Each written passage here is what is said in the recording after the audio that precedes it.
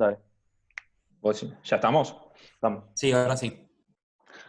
Bueno, le decía, nada, gracias por estar del otro lado, que esta es creo que es la última clase de esta serie que tuvimos en la pandemia, así que creo que se tocaron varios temas que no son muy frecuentes para nosotros o por ahí no son muy del día a día, ¿sí? O por ahí generalmente los ven otro tipo de servicio, por ejemplo clínica, en este caso endocrinología o también oncología, así que nada, creo que fueron de mucha ayuda estas clases. Ahora nos toca lo que es la patología adrenal, ¿sí? Esta clase creo que va a estar más dedicada para los chicos que están pasando a tercero, que van a empezar a hacer consultorio, por ejemplo, en San Justo, o mismo los chicos tercero que pasan a cuarto, que van a empezar a hacer más demanda, más consultorios afuera, que bueno, este tipo de patología puede aparecer, aparece, ¿sí? Si bien no es muy frecuente, pero tenemos que estar capacitados para dar una respuesta a los pacientes o cómo pedir un estudio, ¿sí? Cómo ir estudiando esta patología.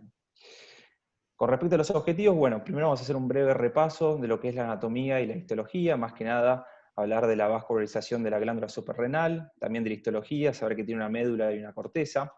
Después definir lo que es un incidentaloma adrenal, qué estudios diagnósticos le tenemos que pedir al paciente, y diferenciar en lo que es un adenoma, que puede ser un adenoma funcionante o no, un feocromocitoma y también patologías malignas, por ejemplo el carcinoma adrenal o las metástasis. Luego también voy a hacer detalle cuándo tenemos que pedir una biopsia y cuándo no. ¿Sí? Vamos a ver que hay ciertas contraindicaciones.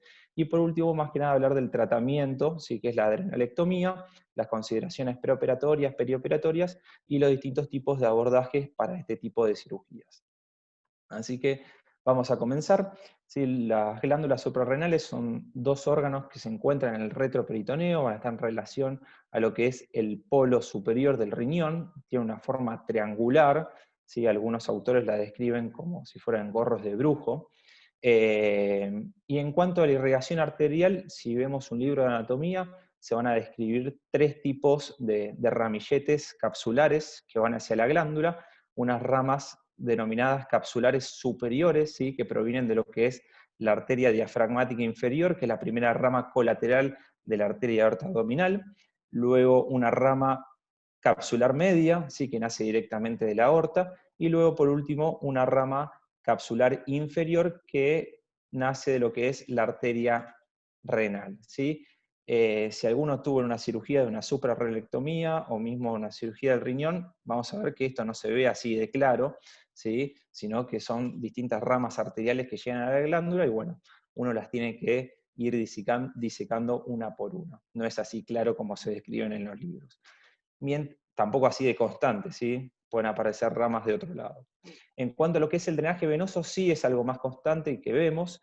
En el caso del lado derecho es una vena única, más que nada, que es la vena adrenal derecha, que es corta, mide 1 centímetro y drena lo que es en la pared posterolateral de la vena cava inferior. Y del lado izquierdo tenemos una vena adrenal un poquito más larga, de 3 centímetros, ¿sí? Que a diferencia del lado derecho va a drenar lo que es la vena renal izquierda, ¿sí? Antes de entrar en lo que es el compás aórtico mesentérico. Muy bien. En cuanto a lo que es la histología, sabemos que la glándula suprarrenal presenta una porción más interna, que es la médula adrenal, ¿sí? Una porción por fuera, que es la corteza, y rodeando rodeando toda la glándula encontramos lo que es la cápsula, ¿sí? Del órgano. En cuanto a lo que es la médula, vamos a ver que se van a sintetizar lo que son las catecolaminas, por ejemplo, la epinefrina y la norepinefrina, que vendría a ser la adrenalina y la noradrenalina, y si encontramos algún tipo de lesión funcionante en este sitio, lo vamos a relacionar más que nada a un feocromocitoma. En cuanto a la corteza, vamos a ver que va a estar dividido en tres capas, ¿sí? Una zona reticular, una zona fasciculada y una zona glomerulosa. En esta zona, la glomerulosa, se van a sintetizar lo que son los mineralocorticoides, por ejemplo, la aldosterona. Por lo tanto, si encontramos una lesión en esta capa, podría generar lo que se llama un hiperaldosteronismo primario. En el caso de la segunda capa, la capa fasciculada, se van a sintetizar los glucocorticoides, por ejemplo el cortisol, y generaría lo que se llama un síndrome de Cushing preclínico o subclínico. Mientras que por último, en la zona reticular, encontramos donde se van a sintetizar los andrógenos, como por ejemplo la testosterona. Bueno, muy bien. Nosotros estamos en el consultorio, nos interconsulta, nos cae una paciente con esta imagen, ¿sí? O puede ser esta misma, dos tomografías en las cuales en esta del lado izquierdo vamos a ver que es una masa aumentada de tamaño a nivel de la glándula suprarrenal. En este caso vemos que los bordes son más bien regulares, la masa es un poquito homogénea, a diferente de acá que por ahí ya comienza a ser un poco más, no tan regular los bordes, ¿sí? También nos pueden caer pacientes con resonancia, que son los dos estudios, tanto la tomografía como la resonancia, son los dos estudios clásicos, ¿sí? Que nos permite identificar este tipo de lesiones que denominamos incidentaloma adrenal, ¿sí? Cuando no tiene síntomas. Y en este caso, ¿sí? A diferencia de las demás imágenes, vemos que la glándula suprarrenal está mucho más aumentada de tamaño, vemos que es más bien heterogénea, presenta calcificaciones, y los bordes no son tan regulares como, por ejemplo, a esta imagen. Por lo tanto, a simple vista, viendo una tomografía, podemos ya orientarnos que esto vendría a ser algo más maligno y esto por ahí hacia algo más benigno.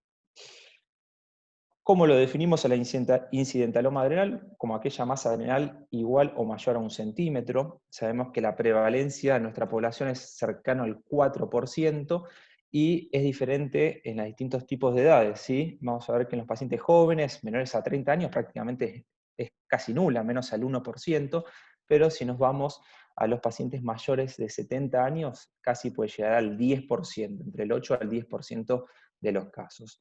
Y vamos a ver que es mucho más frecuente en aquellos pacientes que presentan un síndrome metabólico, es decir, que presentan diabetes, hipertensión, dilipemia, aquellos que son obesos, y en un 15%, hasta un 15% de los casos, estas tipos de masas pueden ser bilaterales. Cuando son bilaterales, debemos preguntar al paciente si tienen algún tipo de patologías previas, por ejemplo, algún tumor previo, puede ser un tumor a nivel de mama, tumor de pulmón, tumores renales, linfomas, melanomas, que son los sitios más frecuentes que van a generar metástasis, es decir, los tumores primarios que van a generar metástasis más frecuentes en lo que es la glándula suprarrenal. También pueden, en el caso de ser bilaterales, también puede haber infecciones, por ejemplo, una tuberculosis, ¿sí? Hemorragias, y procesos infiltrativos, por ejemplo, amiloidosis. A su vez, también tenemos varias causas benignas que ahora las vamos a charlar un poquito. En cuanto a la frecuencia, es importante saber que la mayoría de estas masas incidentalomas van a ser adenomas. 8 de cada 10 son adenomas, que pueden ser funcionantes o no. Lo más frecuente es que sean funcionantes, es decir, 3/4 de los adenomas van a ser funcionantes, mientras que en el cuarto restante pueden ser adenomas funcionantes que van a sintetizar cortisol, ¿sí? Por ejemplo, un síndrome de Cushing preclínico, o aldosterona, generando un hiperaldosteronismo primario. La patología restante puede ser un feocromocitoma, que va de un 5 a un 7% de los casos, y por último nos quedan lo que es las patologías malignas, por ejemplo el carcinoma adrenal o la metástasis, que van del 5 al 10% aproximadamente. Estas dos, pero son menos frecuentes que un adenoma. Bueno, una vez que el paciente nos viene a la consulta, nos muestra la imagen, nos tenemos que hacer dos preguntas que son claves, ¿sí? En el diagnóstico. Una es si esa imagen es maligna, ¿sí? Y la otra es si esa masa es funcionante. ¿Cómo los vamos a responder estas preguntas? Bueno, en el caso de la malignidad, con la tomografía o mismo la resonancia. No la puse la resonancia acá porque generalmente nosotros nos gusta más, digo, en el hospital nos gusta más con la tomografía, pero la resonancia también es un estudio de suma importancia que otros autores, incluso algunos lo consideran como de primera, ¿sí? Pedir una resonancia antes que una tomografía, porque nos permite ver lo que es el tamaño, ¿sí? De la glándula suprarrenal, y vamos a ver que está asociado a malignidad del tamaño, y también lo que es el fenotipo imagenológico. En cuanto a la funcionalidad de la glándula, tenemos que hacer una evaluación funcional, que esto más que nada se encarga de lo que es el servicio de endocrinología, así la parte clínica, pero bueno, nosotros también tenemos que estar en tema y saber de esto. En cuanto al tamaño, ¿sí? Bueno, este es por ahí un trabajo un poco viejo, sí, en la década del 90, casi 900 pacientes, ¿sí? Que ya comenzaron a ver que prácticamente el 90% de los carcinomas adrenales, es decir, patología maligna, tenían en el momento del diagnóstico 4 o más centímetros. ¿Sí?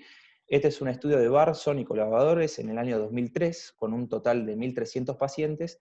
Vieron que cuando el paciente presentaba al momento del diagnóstico un incidentaloma renal menor a 2 centímetros, prácticamente todas las lesiones eran benignas. Mientras que de 2 a 4, ¿sí? Algunas, perdón, la mayor eran benignas, mientras que en algunos pocos casos podían ser lesiones malignas. Pero vieron que a partir de 4 centímetros esto cambiaba, ¿sí? Comenzaba a aumentar lo que eran los incidentalomas malignos. Y ni hablar si vemos aquellas lesiones mayores a 6 centímetros, ¿sí? La mitad van a ser malignas. Por lo tanto, podemos concluir que un incidentaloma adrenal mayor o igual a 4 centímetros es sospechoso de malignidad, ¿sí? Es algo que quiero que se lleven de esta clase, ¿sí? 4 centímetros o más lo asociamos a malignidad. Pero ¿qué pasa si un paciente presenta una lesión de 3 centímetros o 3,5 centímetros, más si es joven, por ejemplo? Bueno, lo debemos controlar a los 6 o 12 meses, ¿sí? Con tomografías, con resonancias, y vamos a ver el control del crecimiento de esta lesión. Si vemos que la lesión crece más de 1 centímetro en el seguimiento, ¿sí? De un estudio a otro, también lo vamos a asociar a malignidad. Por lo tanto, aquella lesión mayor a 4 centímetros o que presenta un crecimiento mayor a 1 centímetro son sospechosas de malignidad. Y como dije, el tamaño está asociado a malignidad, también va a estar asociado al pronóstico de la enfermedad. Ese es un estudio viejo del año 83, un N un poco bajo de 62 pacientes, vieron que el 16% de los casos presentaba una sobrevida global a los 5 años del 16%, pero si a estos pacientes los agarraron en las etapas más tempranas, estadio 1, estadio 2, o cuando las lesiones no eran muy grandes, esta sobrevida aumentaba a 42%. Por lo tanto, decimos que el tamaño también predice pronóstico, al igual que malignidad. Bien, una vez hablado del tamaño, vamos a hablar un poquito de lo que es el fenotipo imagenologico, ¿sí? Acá en este cuadro describimos las patologías más frecuentes, lo que es el adenoma, ¿sí? Que es el 80% de los casos, el carcinoma adrenal, feocromocitoma y las metástasis, ¿sí? Acá están las distintas variables. Con respecto al tamaño, vemos que en el caso de los adenomas son pequeños generalmente, miden menores a 3 centímetros, generalmente presentan bordes regulares, son homogéneos y suele afectar una sola glándula suprarrenal. Mientras que las otras 3 lesiones, las 2 malignas, la metástasis y el carcinoma, al igual que el feocromocitoma, generalmente son mayores a 4 centímetros, algún feocromocitoma puede ser un poco menor, y las metástasis, bueno, una diferencia es que a veces pueden ser menores a 3 centímetros. En cuanto a los bordes, generalmente son bordes irregulares, ¿sí? El feocromocitoma puede tener ciertas áreas quísticas, y los 3 son heterogéneos, ¿sí? Más que nada al administrar contraste.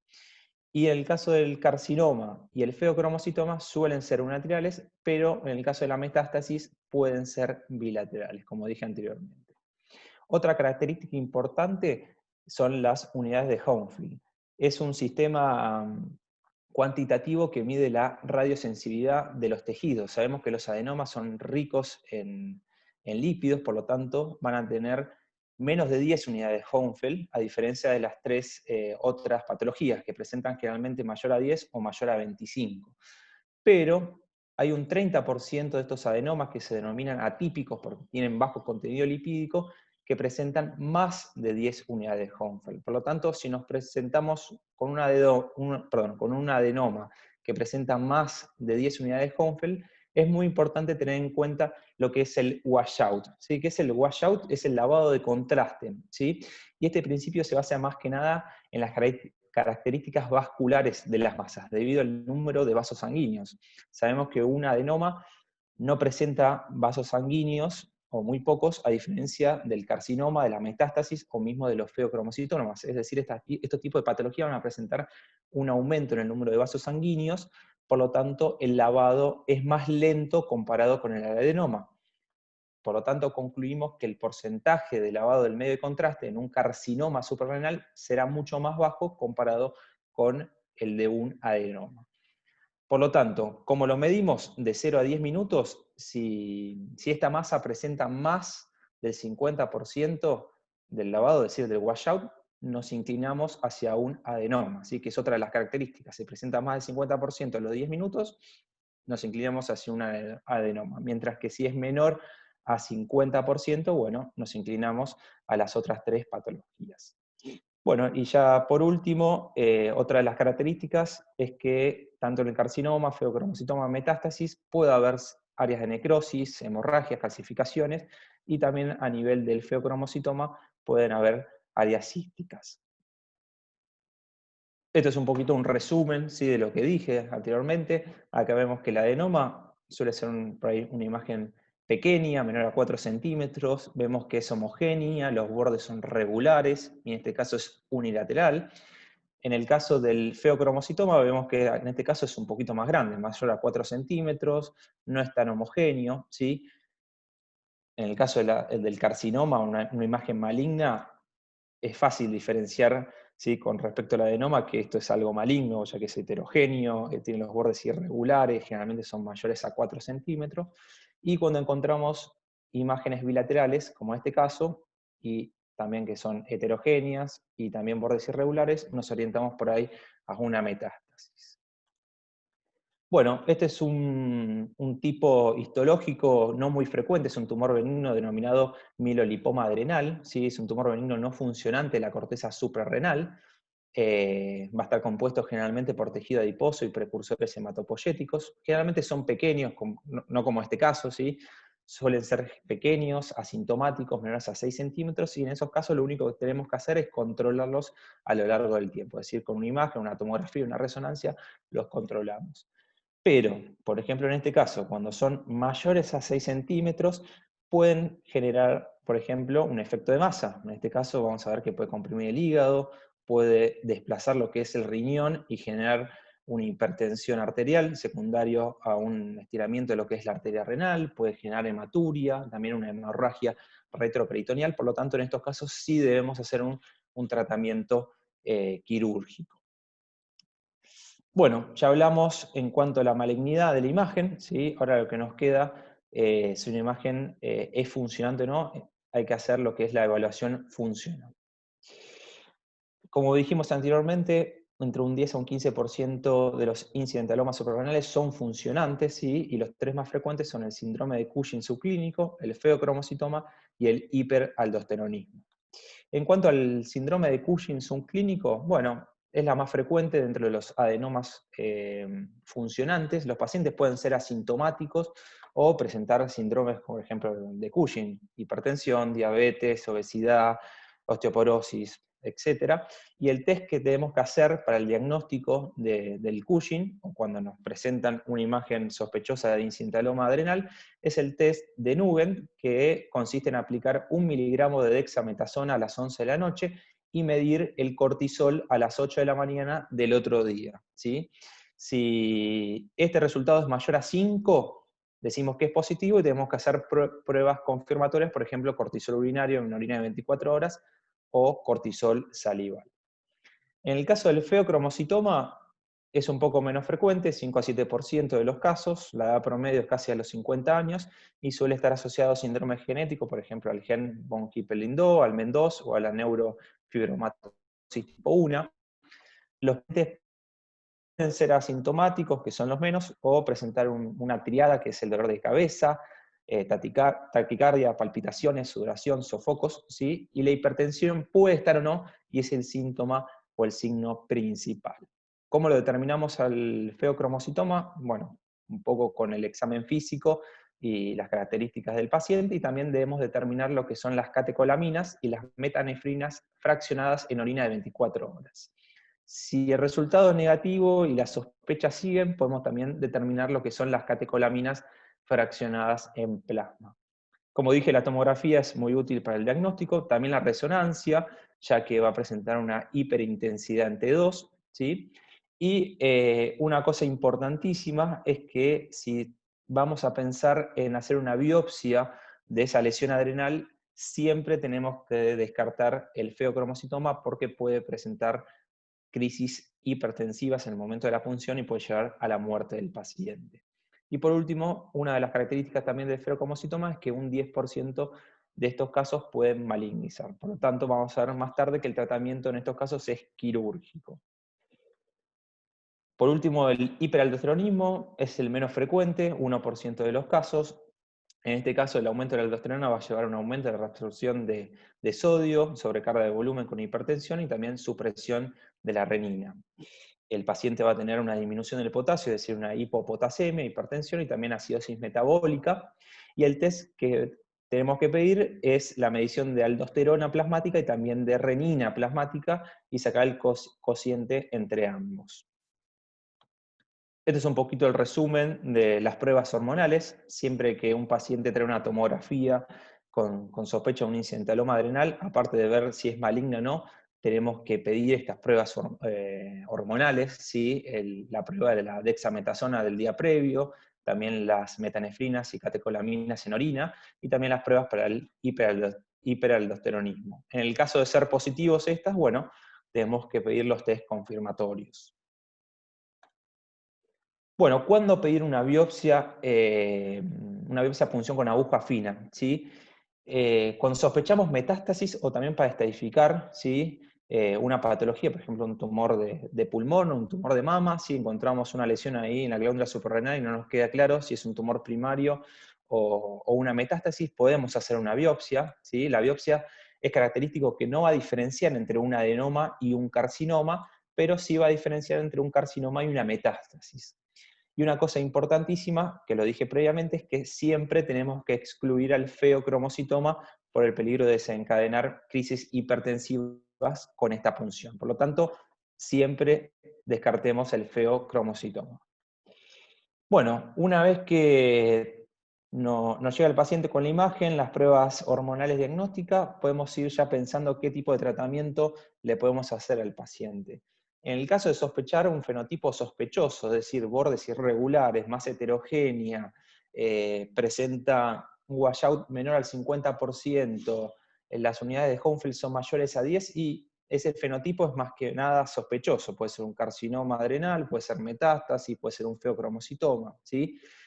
Si encontramos un adenoma funcionante, por ejemplo, un hiperaldosteronismo, ¿sí? En ese caso también es una indicación de cirugía. Y si el adenoma no es funcionante, es una patología benigna, pero es mayor a 4 centímetros, más que nada en pacientes jóvenes, también cercanos 3,5 centímetros, podemos indicarle cirugía, al igual que si en el seguimiento vemos que el crecimiento de esta lesión es mayor a 1 centímetro. Estas todas son indicaciones de adrenalectomía. ¿Cuándo no tenemos que hacer esta cirugía y hacer un seguimiento? Bueno, cuando encontramos un adenoma no funcionante que sea menor a 4 centímetros. En este caso, lo tenemos que seguir con imágenes, con tomografía de resonancia, y también tenemos que hacer una vez por año el seguimiento con las pruebas hormonales, ya que un adenoma, que si bien no es funcionante, puede a la larga transformarse en un adenoma funcionante. Este cuadro, algoritmo, resume toda la clase hasta ahora, ¿sí? Una vez que nos cae el paciente, debemos hacer las pruebas hormonales, ¿sí? Para identificar los 3 tipos de adenomas más frecuentes funcionantes. En el caso de ser positivo, como dije, debemos hacer las pruebas confirmatorias, y si son positivas, cirugía. En el caso de ser no, las confirmatorias en el caso de ser negativas o directamente son negativas estas pruebas hormonales, bueno, debemos fijarnos en lo que es el fenotipo de la imagen, ¿sí? Y si nos orienta hacia algo más sospechoso, maligno, menos del 50% del washout o más de 10 unidades de Hounsfield, bueno, este paciente es candidato a cirugía, o en el caso que presente algún tipo de tumor previo, podríamos indicarle hacer una biopsia. Mientras que si la imagen es benigna, ¿sí? menos de 10 unidades de Hounsfield o más del 50% del lavado a los 10 minutos, bueno, este paciente lo podemos controlar a los 12 meses, podemos repetir la imagen, ¿sí? En el caso de tener un crecimiento mayor a 1 centímetro, lo orientamos hacia una cirugía, y en el caso de presentar 4 centímetros, por más que sea una imagen benigna, también le vamos a ofrecer una cirugía. ¿Qué consideraciones preoperatorias vamos a tener en estos pacientes? Bueno, en el caso de un hiperaldosteronismo, como van a cursar con hipopotasemia, debemos controlar los niveles de potasio, ¿sí? También al ser masas que generan hipertensión, debemos controlar la presión arterial. En el caso del Cushing, bueno, cuando nosotros vamos a sacar la glándula adrenal cuando afecta de un solo lado, generalmente la otra va a estar inhibida, por lo tanto el paciente puede entrar en un déficit severo de la síntesis de estas hormonas, del cortisol, por ejemplo. Entonces debemos indicarle preoperatoria e intercirugía endovenoso dexametasona, y después vía oral también debemos seguir con la administración de dexametasona. Bueno, en el caso de las patologías malignas, por ejemplo, un carcinoma, tenemos que ver con las imágenes que nos comprometa a órganos vecinos, ¿sí? Y en el caso del ferocromocitoma, bueno, debemos bloquearlo, ¿sí? Con beta-bloqueantes previo a la cirugía, y es muy importante tener en cuenta estas crisis paroxísticas hipertensivas, por lo tanto, tener a mano fentolamina al momento de la cirugía. Bien, ¿qué cirugía vamos a ofrecerle a la mayoría de los pacientes? Una adrenalectomía laparoscópica, ¿sí? Que es el abordaje gold estándar para aquellos adenomas, funcionantes o no, feocromocitoma, y también para la metástasis, ¿sí? Generalmente, obviamente, la lesión tiene que ser pequeña, menor a 10 centímetros, pues si encontramos una lesión mayor a 10 centímetros, aunque sea un adenoma, se nos va a complicar por la laparoscopía y es preferible hacer un abordaje abierto. Y una vez que decidimos hacer un abordaje laparoscópico, tenemos que ver si la lesión afecta una sola glándula, ¿sí? Vamos a hacer un abordaje transabdominal, como si fuéramos a operar, por ejemplo, un riñón, mientras que si están afectadas ambas glándulas suprarrenales, podemos optar por el abordaje lumboscópico posterior, ¿sí? Y directamente operamos a las dos glándulas al mismo tiempo. La posición es diferente entre una y otra. Vamos a ver que la transabdominal, la posición es muy parecida a lo que es un tumor de riñón, perdón. Los trócares se colocan a nivel subcostal, vamos a usar dos trócares de 10 y dos de 5, mientras que en el abordaje lumboscópico posterior, el paciente adopta una posición rara, ¿sí? En posición de nadador, que está flexionado las piernas y la cadera, ¿sí? Y de esta manera llegamos más directo a lo que son las glándulas suprarrenales de manera bilateral. Andy, perdón, te Cuando, interrumpo un segundo para que no quede duda. Cuando uno va por vía posterior, igual el sí, abordaje es como una lumboscopía normal. Esa de lumboscópica posterior es cuando se quiere hacer en simultáneo, que hicimos algunas en el hospital, pero esa sí, posición es solo para cuando es en simultáneo, sí, o querés abordarle los dos lados juntos, digamos. Si no, la exactamente, lumbo es como siempre. exactamente, cuando es bilateral, ¿sí? Este abordaje es bilateral. Si es unilateral, nosotros optamos generalmente por el abordaje transabdominal, pero también podemos hacer un abordaje lumboscópico. Pero el abordaje lumboscópico posterior es únicamente cuando decidimos operar las dos glándulas al mismo tiempo, ¿sí? Acá en el servicio, ya que me interrumpiste, Tommy, aprovecho para contar que el servicio tiene un video, ¿sí? Que se presentó en el UA, que la verdad que está muy lindo, está muy bueno, así que si después lo quieren ver, en el cual presentamos esta cirugía, y nada, se los recomiendo. ¿Qué está diciendo? Bueno, en el caso, eso es para el caso de abordaje laparoscópico, cuando debemos hacer un abordaje convencional, más que nada para un carcinoma adrenal, ¿sí? Las guías americanas de la NCCN nos dicen que es obligatorio hacer un abordaje convencional para el carcinoma, ya que hay mayor riesgo de recurrencia local y también de diseminación cuando lo hacemos laparoscópico. Por lo tanto, recomiendan cualquier tamaño que presente el carcinoma adrenal, hacer un abordaje abierto, convencional. Mientras que las guías europeas son un poquito no tan estrictas, ¿sí? Y nos dicen que si la masa es mayor a 6 centímetros y vemos que hay evidencia de invasión local o afectación de los ganglios, sí debemos hacer una cirugía abierta convencional, pero si la masa es menor a 6 centímetros o vemos que no hay evidencia que esté afectando a otros órganos vecinos o sospechoso de metástasis, bueno, en centros referenciales podemos ofrecer una cirugía laparoscópica, siempre y cuando sea menor a 6 centímetros.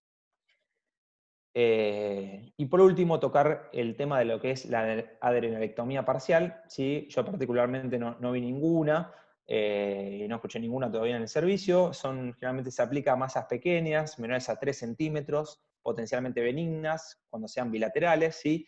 Y preferiblemente localización anterior y lateral para preservar lo que es la vena adrenal. ¿Cuál es la complicación? Bueno, el riesgo de sangrado, ya que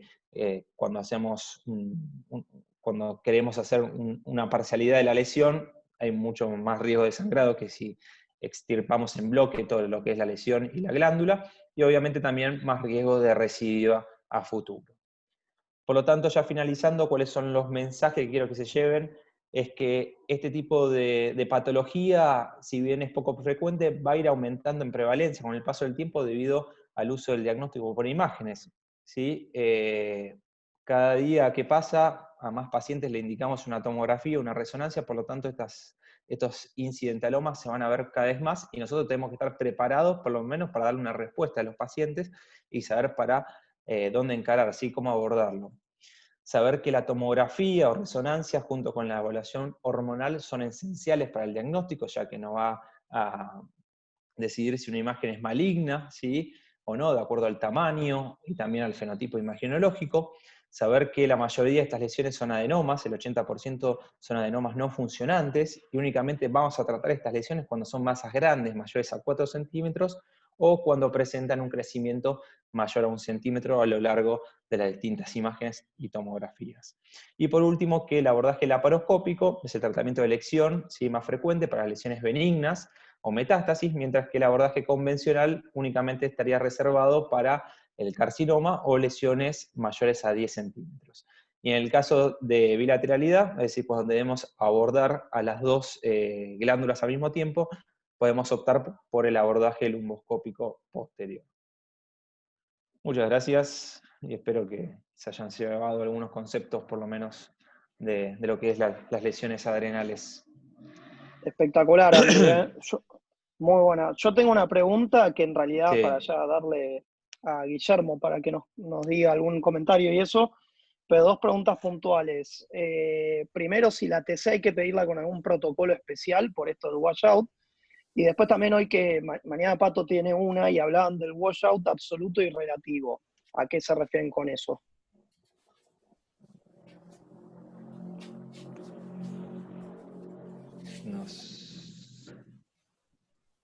No sé si iba a contestar Guillermo o... Era para Guillermo la pregunta, sí. No tengo ni idea. No sé qué es el washout absoluto y relativo. Toda mi vida me manejé con el concepto de que, como una regla mnemotécnica, los tumores son vagos, son holgazanes, no lavan. Esa es la regla mnemotécnica que tuve toda mi vida para recordar cómo era la situación respecto del washout en los tumores adrenales. Lo del relativo y absoluto, la verdad que, Tommy, yo eso no lo sé. Bueno. Y la otra cosa que yo quería comentar es el tema del spillage, ¿no? Eso realmente es, te digo, pues me pasó a mí personalmente.